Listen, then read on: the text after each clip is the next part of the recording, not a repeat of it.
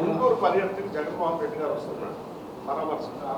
గతంలో ఇలాగే పర్యటనకు వస్తే ప్రాణాలు కోల్పోయిన అమాయకులు మళ్ళీ రేపు కూడా ఇదే విధ్వంసానికి తిరుగుతారా? ఇది చెప్తున్నాను కదండి, ఇది ఒక ప్రీ ప్లాన్డ్ స్కెచ్. ఇలా రావాలి, ఎవరో మాట్లాడాలి. ఎలా మాట్లాడాలి అని అంటే పక్కన వాళ్ళు రెచ్చిపోయేదాకా మాట్లాడాలి. రెచ్చిపోగానే ఇలాగ ఏదో ఒక క్రియేట్ అవుతుంది, ప్రొవోక్ చేస్తారు. ఫ్లెక్సీలు పెట్టి ప్రొవోక్ చేయడం తప్పు అయినప్పుడు ఇలాంటివన్నీ చేసి ప్రొవోక్ చేయడం చాలా తప్పు.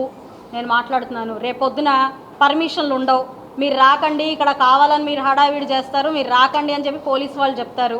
లేదా ఇంతమందే రండి అని చెప్పి ఆల్రెడీ అంతవరకే పర్మిషన్లు ఇస్తారు, కానీ మీరు లెక్క చేయరు. సిస్టమ్ని ఎప్పుడు లెక్క చేసిన దాఖలాలు లేవు కాబట్టి మీరు లెక్క చేయరు. మీ ఇష్టం వచ్చినంత వరకు ఎంతవరకు అక్కడ మనం విధ్వంసం సృష్టించవచ్చో అంతమందికి పాపం బస్సుల్లో డబ్బులు ఇచ్చి తరలిస్తారు. వాళ్ళు వస్తారు, ఏదో సృష్టించడానికి ట్రై చేస్తారు. ఖచ్చితంగా జరగదు. చక్కగా పరామర్శించాలండి, మేము పర్మిషన్ ఇస్తాం కదా, మీకు ఎందుకు అంత హడావిడి? మా అనితమ్మ చెప్పారు, మీరు చక్కగా రండి, నేను తీసుకెళ్తాను మిమ్మల్ని, ఎవరిని పరామర్శించాలో చెప్పండి, నేను తీసుకెళ్తానని ఆవిడ అన్నారు. మీకెందుకు ఇంకంత హడావిడి? రండి, మిమ్మల్ని తీసుకెళ్తాం మేమే.